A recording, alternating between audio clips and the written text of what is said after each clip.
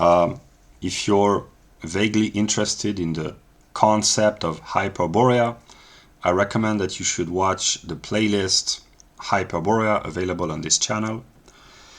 And also, I try to structure my videos now by putting in the description below the chronological moments of the video to facilitate the watching of the video for my viewers by structuring the ideas so that if they are not interested they can skip, or if they want to show what kind of ideas are developed within the flow of the video, they can choose the ideas that they are most interested in.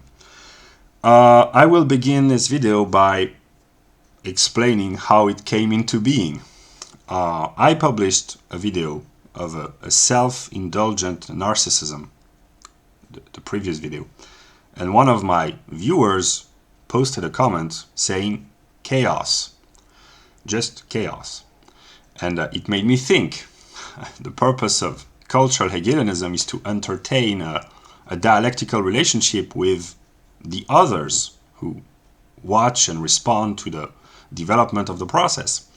And whenever a man is confronted by chaos, he feels an inner urge, an inner will, an inner tendency to order the chaos, to rationalize the chaos, to structure the chaos.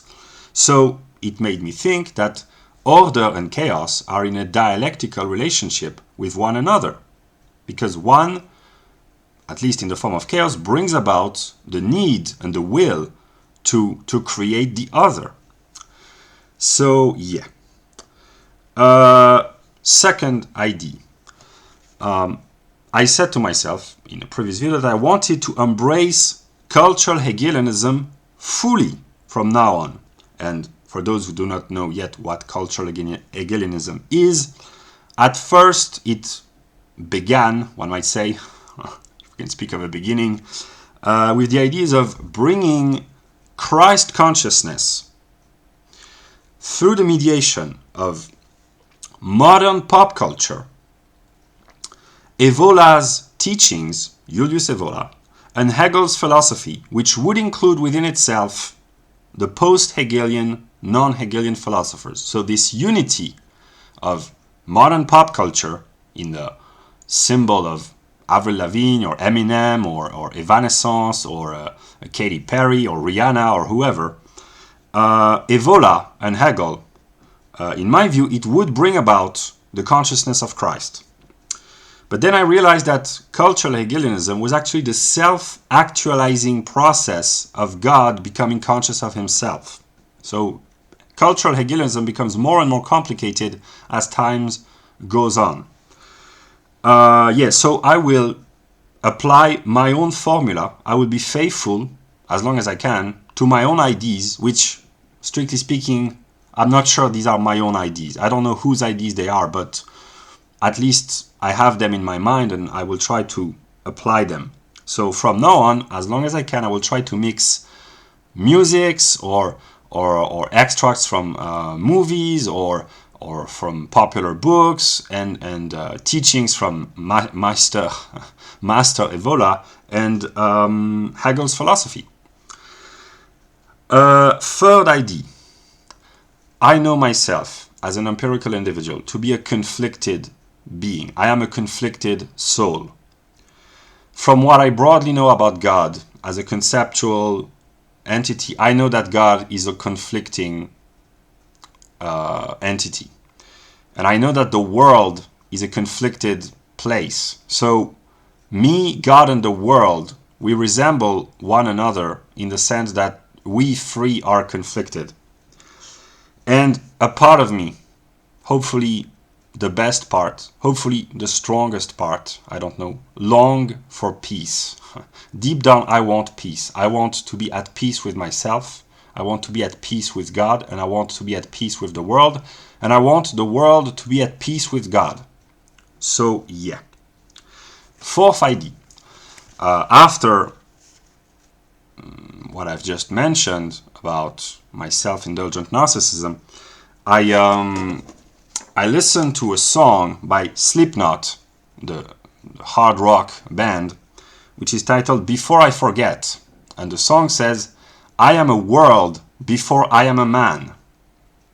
So, I must behave as if the world was my mirror, because it is likely that it might be so. And if it's not, I don't care. I will try to act as if the world was my mirror. And I will try to remember myself, when I tend to forget it, that I am a world as a thinking entity.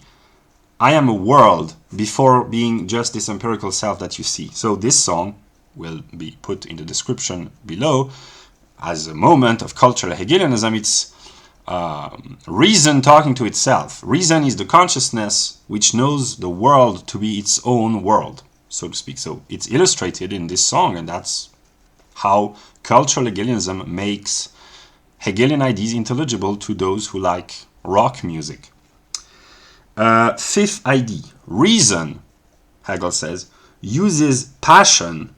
Passion is a mixture of love and suffering. It's an intense love which brings about suffering too.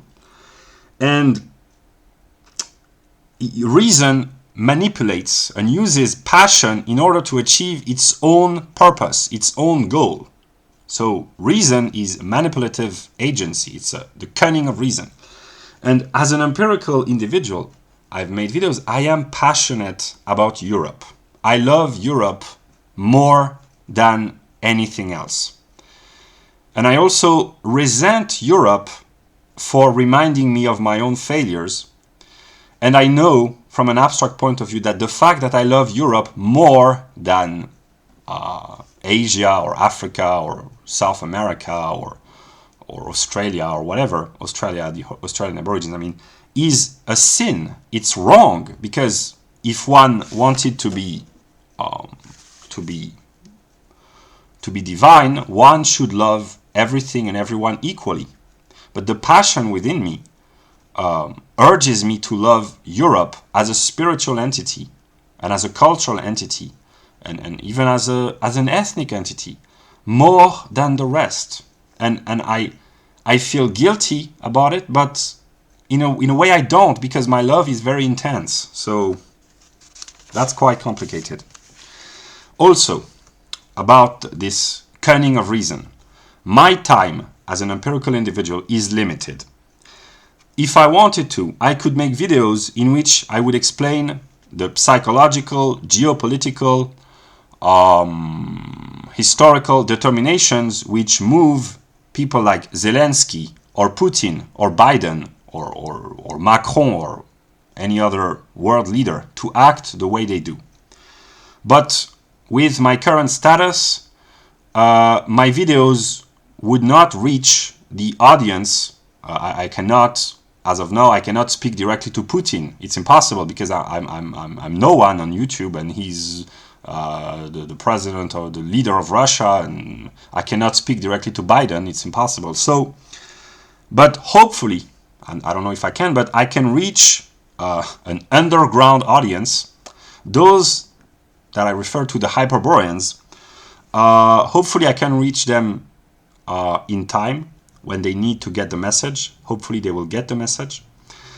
And Hyperboreans, as I envision them, are right-wing pagans who have gone through the path of the negative in search of their spiritual identity. And they are, the males at least, capable of transcending dualistic thinking and entering a Hyperborean mode, which is a speculative conceptual understanding of reality beyond opposites. So, to become a Hyperborean means to abolish your right-wing pagan identity, not to reject it as negative, but to acknowledge it as a part of your spiritual development, but to transcend it and to enter the realm of non-dualistic thinking, beyond beyond right-wing pagan and left-wing pagan, beyond pagan and Christian, because the bringing forth of the Hyperborean community is what the Christian call the Holy Ghost or the Holy Spirit, and that's one of my purpose. So yeah, to bring about the consciousness of spirit. I will be honest, I want Europe to conquer the world again. One might say, oh, not again. I don't want them to conquer the world economically, militarily, politically. I don't want another colonization. I want Europe to conquer the world spiritually, which means it is both a privilege and a burden. But I think that the Hyperboreans are strong enough to carry the burden and grateful enough to enjoy the privilege of being these spiritual beings who will enlighten, hopefully, all Europeans about their own spiritual and cultural roots, and who will bring about the consciousness of the one spiritual entity at work in the world, that which we call world spirit. So the way I envision things, and I might be wrong, but the Hyperboreans will be the first to become conscious of their spiritual essence, and this will trigger the whole world progressively, step by step, into becoming conscious of its own spiritual essence, and it will bring about the birth of a self-moving spiritual entity, that which we already are, but we are unconscious of our own spiritual essence. That's quite complex, but yeah. Yeah. The Hyperboreans that I have in mind are, I can name them, Forgotten Roots, he's no longer on YouTube. ThuleanPerspective, he's no longer on YouTube. Apollonian Germ, he's on YouTube. Pagans TV, namely Oleg, he's on YouTube. He's a French pagan with a profound spiritual aspect. Hyperborean Reflections, he's no longer on YouTube. And Greg Johnson, the white advocate from Countercurrents, he's not really up to the level of Hyperborean spirituality, but I see a lot of potential in him. So yeah, I will talk about him in my next video. And these people are figures of consciousness, and their role is to enlighten others once they will have been enlightened, once their own inner light will have been revealed to them, hopefully by my teachings, or my perspective, which is the perspective of the negative. So yeah, they will become enlightened, and they will be able to enlighten their own people and to structure their thought in a logical and orderly and rational way, and to share and spread knowledge and to become living gods, because that's what they are. They just don't know it yet. So yeah. But I add, anyone who will recognize himself as a Hyperborean is welcome in this spiritual kingdom. The condition is to have gone through the path of right-wing paganism and to adopt non-dualistic thinking, which is very difficult. But if you fit the criteria, you are on our team, so to speak. And finally, I will make, this is just an introductory video. I will not sleep until I produce the video, which may be in 2 or 3 hours, I don't know. And I don't know if the play on words works in English, but Slipknot, the rock band, the way I understand it, means sleep not, which means do not go to sleep. I'm not sure that it's comical as I think it is in English, maybe. So yeah, I will mix in the next video that I will produce modern pop culture, Evola's teachings from Ride the Tiger, and I will read just very brief introductory quotes from the book.